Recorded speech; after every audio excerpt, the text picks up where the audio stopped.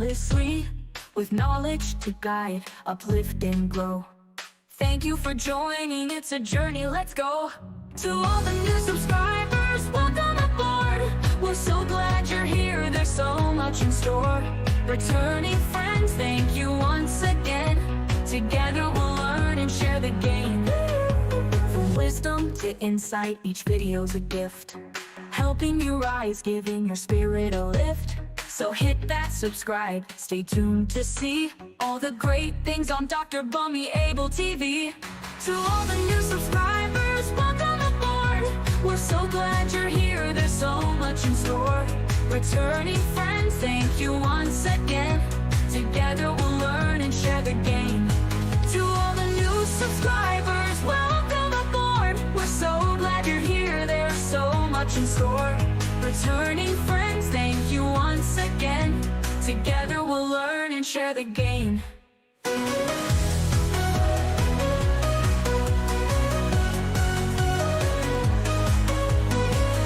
Bunmi Abel TV here for you. Inspire, educate, inform. That's what we do. Thanks for being part of this growing family. Let's keep shining together in unity.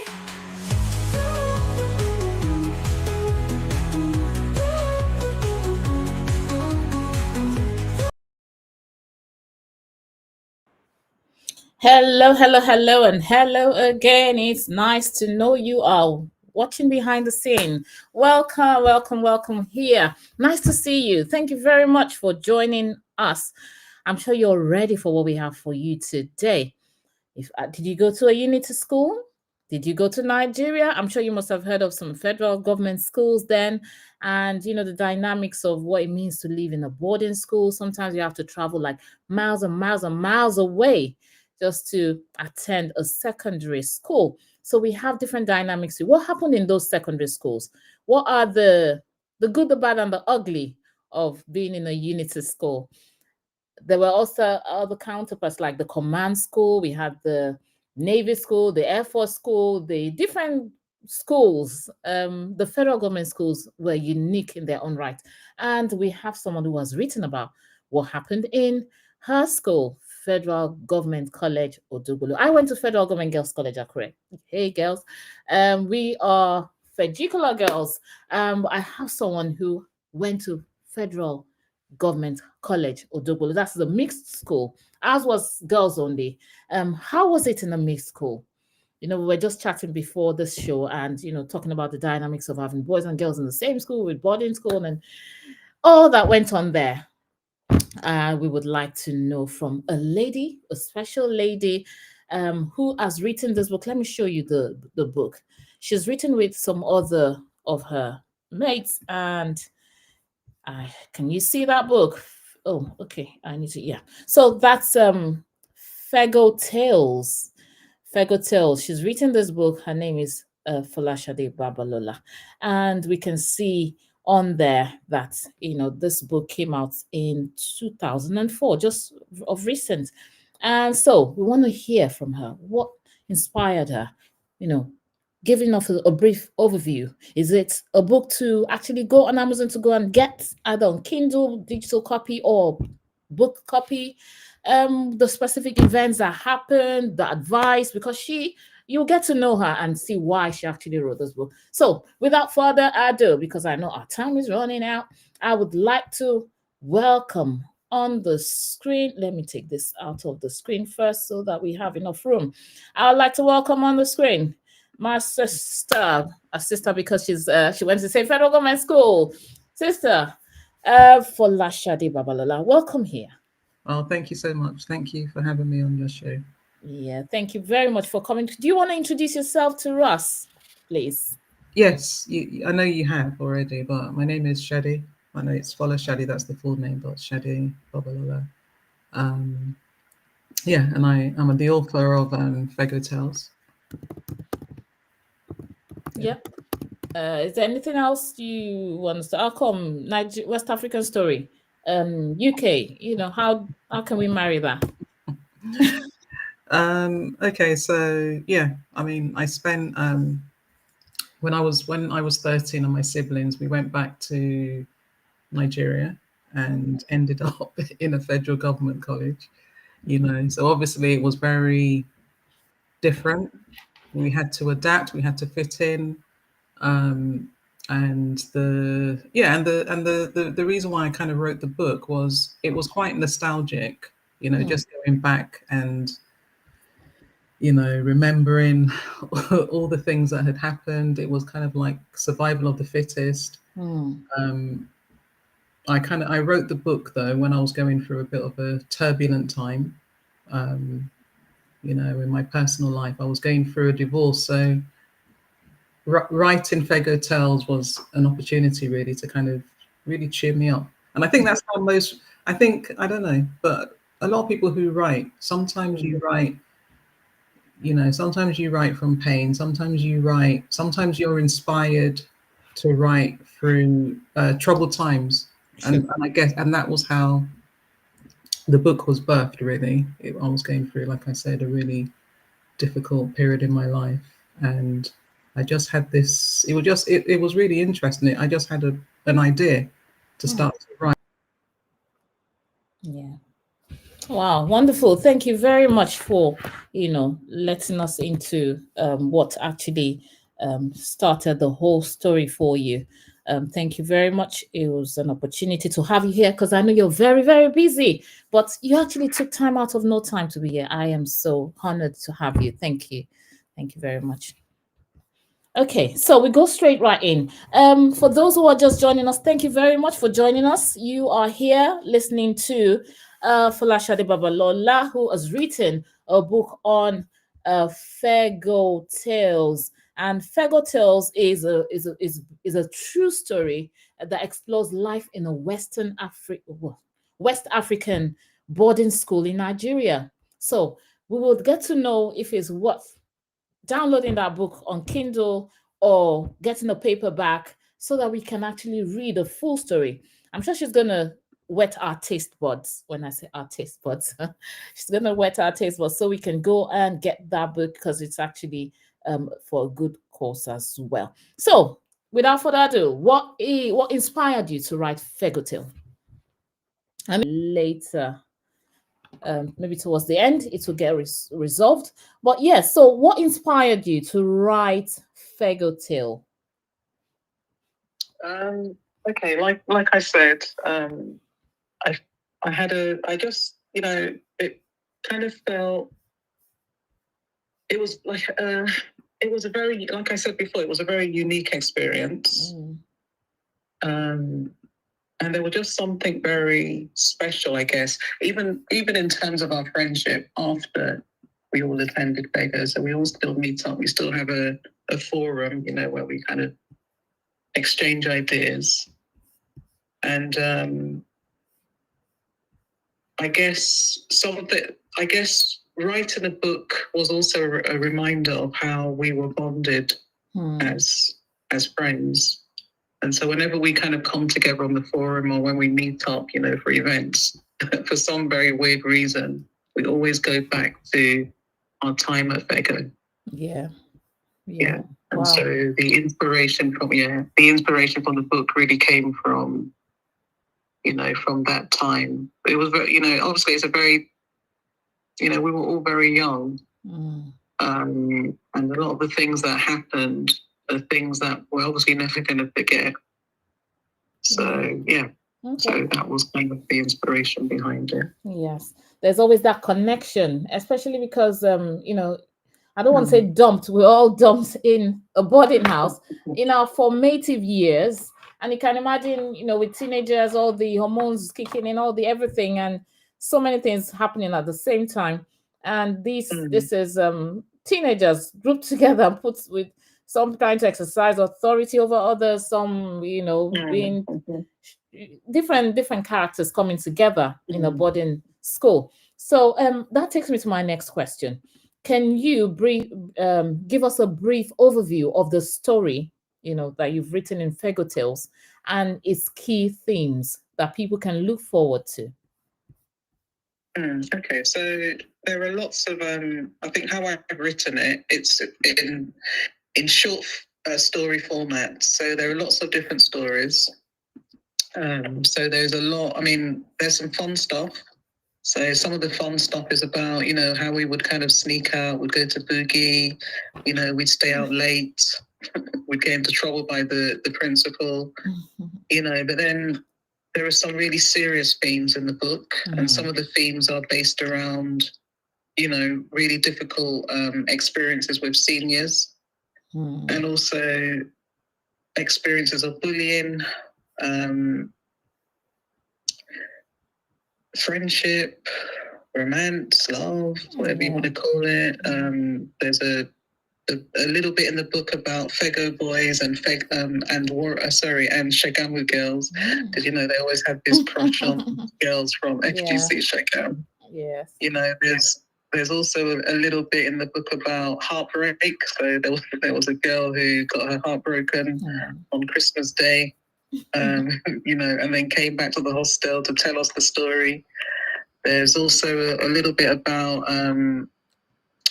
you know, somebody who I kind of called the most beautiful girl in Fego, because, you know, this whole thing about beauty and in West Africa and how beauty is really, you know, kind of like worshipped. Yeah. So they're just, I mean, so there are different things to kind of whet the reader's appetite. Lots of, you know, and there's a lot also about, like my sister was telling me about hunger. You know, we were always hungry. I'll say that again. Always hungry. You know, so you finish your provision and exactly. For those who still have gari in their, you go on gari and peanuts.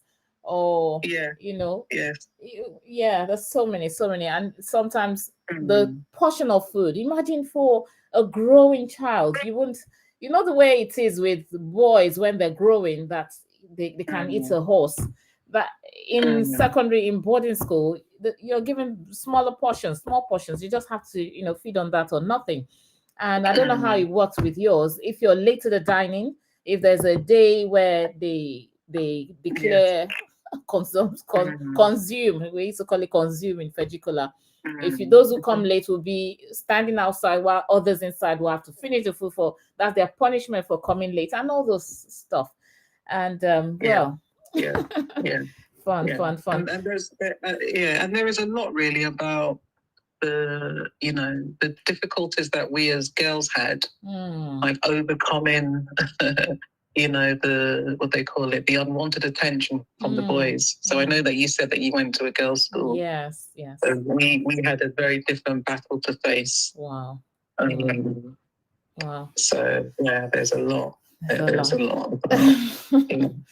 I can imagine. I can't wait to get hold of that book and read. Now, the next question is, can you share a favorite moment or scene from the book that holds a special meaning for you? Okay, well, I think the part that I really enjoyed writing was, let me find the chapter. It was all about school boogie. School boogie. So, let me check. I remember it. So anyway, to kind of like add a bit of excitement to our lives, we would attend school boogie once in a while. And so on this particular day, we went, and, you know, boogie was supposed to start kind of at maybe 7 o'clock and end at 10 o'clock. But on this particular night, it was so exciting. Everybody was like dancing and getting carried away, and probably 10 o'clock came, we were still there. So the principal sneaked in, you know, because he was the principal the principal was quite adventurous and, you know, quite youthful as well. So he kind of sneaked in, pretended that he, you know, was dancing on the dance floor, and then, you know, brought out the kabuka and started whooping everybody until everybody ran away to the hostel. So that was fun to write. Wow, you can remember the saga. Yeah, and those are things you relate to it when you're having a gist with your old people. You say, "Oh, remember that time when the principal came in? Remember that time when even at Fejikola, we still talk about up till this very moment. We still talk about when the principal had to ask when we were asked not to go fetch water from the reservoir, but because once the bell rings, some of us you will hear a false bell. Someone would just say a rumor. Oh, people have started going to fetch water, and you see everybody because water was like the essential commodity in that school. If you had no water, and you can't have your bath, you can't drink, you can't no, except you tap from someone else. So it was like the main thing for us in school, and up to today, people still talk about the punishment we all served. When we put buckets on our heads till I don't know if it was till morning or till midnight before the principal released us. So yeah, those were lessons to learn. So I can imagine, this those who actually got the end of the koboko in your school during the social nights, the boogie night, you said. Wow, interesting. Okay, one more. Thank you to those who are joining us online. We have actually had to find a way around getting this broadcast here because internet, of course, plays up sometimes. So we're kind of finding a way around it. So we have the voice of Folashade Babalola on the phone talking to us about Fego Tales. So thank you for sticking with us. And if you're watching and you're wondering, where is the person? She was here, but the internet decided to play up. And that's why we are having her on the phone. Next question is, what advice would you give to aspiring writers who want to tell their own stories? Yeah, I think that's a really good question because I think if I were to write again, what I would really kind of focus on is finding my authentic voice. So, when you're writing, it's best to write in honesty. Yes. And to be very transparent. I don't know, I'm not talking about the book again, but indirectly I am. The very last chapter of the book, I talk about the rape, so that was an event that did happen, it's not made up. And I kind of, and when you are writing, sometimes it's, it's a good idea to write the truth, to really kind of tell the story from, I know that it could be from different perspectives, but really tell the story. Anyway, like I said, from your authentic self, be really honest when you're writing. And actually just do it, just write. Because it's like the more you write, the better you become. Like I said, this book started off as a blog. And even if I look at when I used to write, my very first writing piece is probably going to be very different. Actually, a second book, I think, will be very different from the first book, because I guess your writing style at times kind of changes. So hopefully you kind of get better as you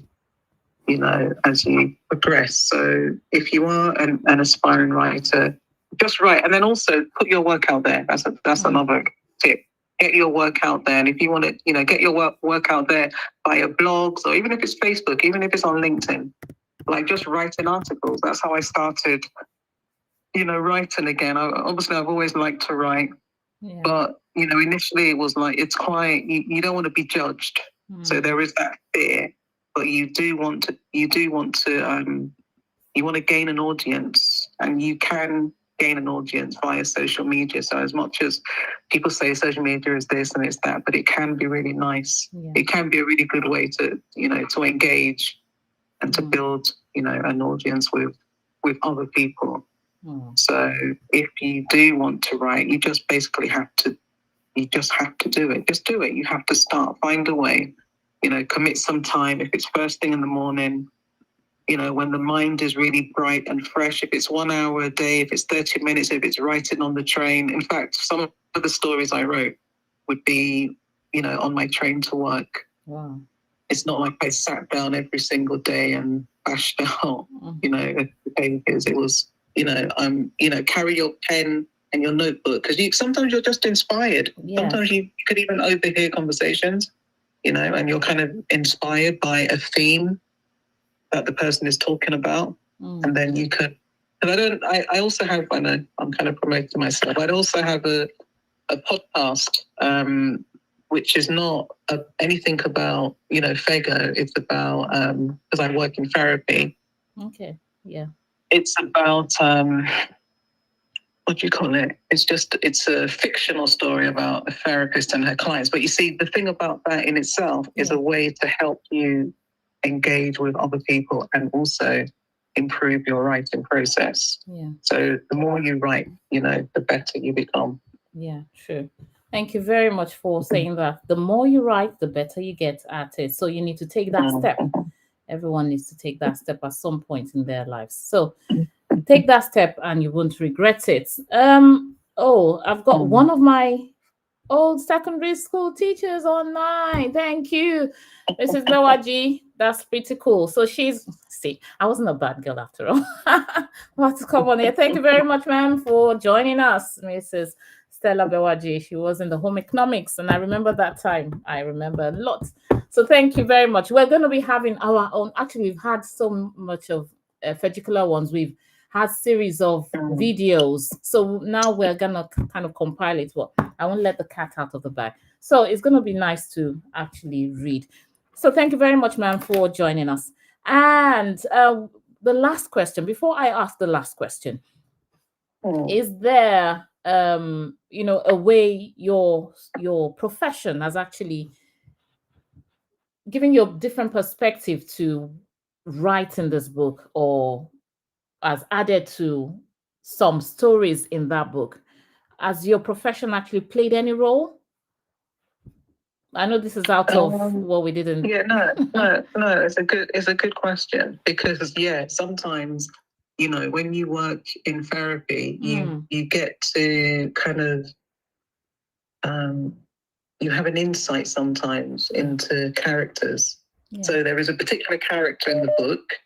Obviously, it's a real life character, and his name is Mr. Mayowa. And Mr. Mayowa was always beating the boys, to a pulp. That was he loved it. He actually enjoyed it. So, during assembly, he would call them out, the principal would ask who would, want to beat them. It would be Mr. Mayowa. So sometimes you have that kind of insight into the kind of man that he was. Clearly very bitter, clearly very unhappy. Yeah, clearly quite sadistic. So, gives you, and it doesn't, and it's not just the therapy, because I think with writers sometimes, you can study characters. Do you understand? Yes. They're quite, when there's really, really good writers out there, they're really good. You know how they develop characters? Yes. Because they probably have an insight, or unless they're kind of inspired by somebody that they've known before. Yeah. But I think that therapy helps, and I think there are a lot of therapists actually who are quite good writers as well. Yeah, thank you very much. And then you bring in, whatever it is, like the good, the bad, and the ugly, and even solution to curbing such. For example, if you are to talk about bullying, maybe that our next question will actually. So the last final question. Thank you to those who are watching behind the scene. Thank you very much for joining us. Thank you. Please write your comments, write your questions. We're about rounding up. We've got just one more question for Folashade Babalola, the writer of Fego Tales. And Fego Tales is a true story that actually explores life in a West African boarding school in Nigeria. And Fego, that's Federal Government College Odogbolu, was where she had her own experience. I went to Federal Government Girls College, Akure, Fejikola. So what happened in Fego? You want to know from someone who attended Fego. And I think yours was even a different dynamic, because you were here till you were a teenager, 13, and you were actually bundled down there. So I'm sure all the accent you will be, people, the way people laugh at, well, not laugh, make jest of your accent, or the way you do things. They want to pick on you. They want to know more. They want you to, so many things. And there's some will even tell you to sit down and start telling them your story. They just want to, so many things. So it was a different ball game for you, I guess, leaving UK to go down there, and I can imagine the shock. For those of us who, well, I would say we had a primary school in Nigeria, then went on into secondary school. It would have been easier. I'm sure it would have been an easier ride for some of us than being having a primary school here and then being taken over there. So I would love to read that story. So please go on Amazon, everyone. Go and get the book. Fego Tales is on Amazon. Download the Kindle copy or you get the paperback.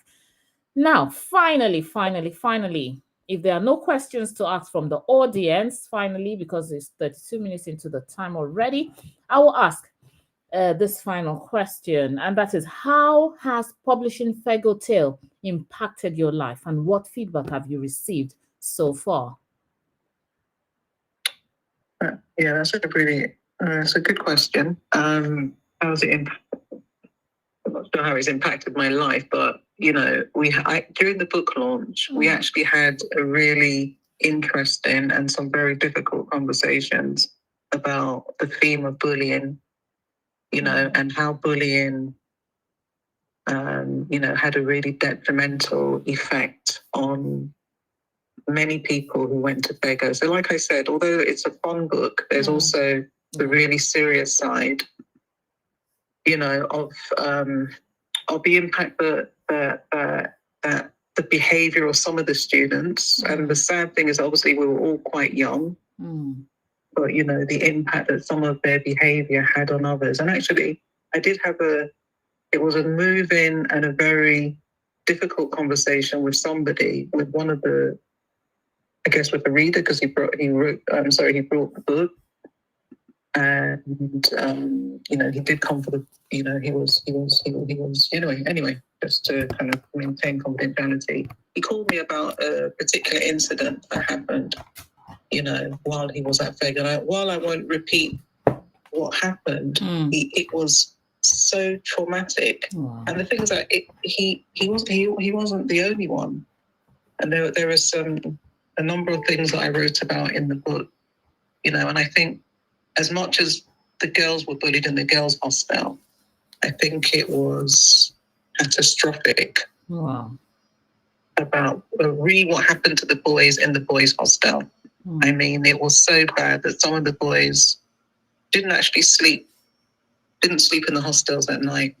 They would actually have to go and sleep in the bush because they were so, afraid of a number of the seniors, who attended the school. So that was very touching. That some of the experiences, because there was one particular event which I have written about where a girl, my classmate, had her 2 front teeth knocked out by a senior. Those are the things that you don't forget. Yeah. I know you kind of mentioned at the beginning, the kneeling down, the flying arms, the putting buckets on your head. Some of those things, because we are all different, aren't we?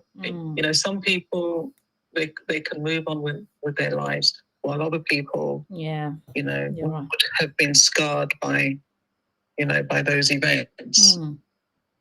So it was, as much as we had fun, it was a very difficult period of our lives as well. Yeah. It was very, very, very tricky. Wow. Thank you very much for sharing all of that information with us. So everyone, go online, get a copy of the book and see, get to know what she's talking about with all the good, the bad, and the ugly of Fego, and how, some people have overcome, they've moved on from there. Some people still are in trauma, still live in trauma because of that. And her job as a psychotherapist, is that what you said? How her current job has helped her, to even bring the story alive to people. So thank you very much. I really appreciate your time here. And I'm sure by the time we read the book, we'll get to know more about this. So if there are questions or anything people are asking after this show, when they rewatch it, and there are some very big questions, we may have to bring you back. But for now, we say thank you for finding time to come on here to share your story. Oh, you're very welcome. Thank you so much for having me on your show. Thank you. Thank you. So I'll let you go now. Thank you very much. So we've heard from Babalola Folashade. She wrote the story of Fego Tales. What we did in Fejikola is to write. You can see ours is on YouTube, is on the place Back to Boarding School. And we said a lot of things, and we we had nostalgic moments, talking about it, gisting about it, like girls will always do. Girls will always gist about these things. So we've had them. You can see from a long time, from 2022, we've been having these videos about our time there at Fejikola, the slangs and songs, domestic violence awareness, dining hall food, sports and competitions, ladies' weekend. Okay, no, we did a ladies' weekend, morning duties in the boarding house, the almighty Princey, relocation and challenges, teachers and their impact. One of our teachers is here online. Mrs. Bewadi, Mrs. Stella Bewadi, thank you very much for joining in. Teachers and their impacts, and so many others, which we are going to be doing more justice. So you can see they all lasted for like more than an hour. And so this brings us to the end of this show, saying if you want to hear about Fejikola, you can go on my YouTube channel playlist and just type in Fejikola Nostalgic Chat and you'll find them there. And so this is where we draw a curtain for tonight. Draw the curtain for tonight. Say thank you very much for watching. Thank you for staying tuned. Thank you for always finding time to be here. We are very grateful. I am very grateful. When I say we, I mean me, myself, and I, who are very grateful for you coming on. And this is what I say. Bye-bye. See you next time. See you next week, actually. We have a show on parenting. Let me put that out there. For parenting talk, it starts next week. I hope you will be there because this is for parents, for mamas and papas. So please join in and let us have a chat together. I've got some lovely guests with us from different walks of life who will be joining us. So thank you very much, and I hope to see you next week. Bye-bye. Have you subscribed and liked? Welcome to Dr. Bunmi Abel TV, where we inspire and inform you endlessly with knowledge to guide, uplift.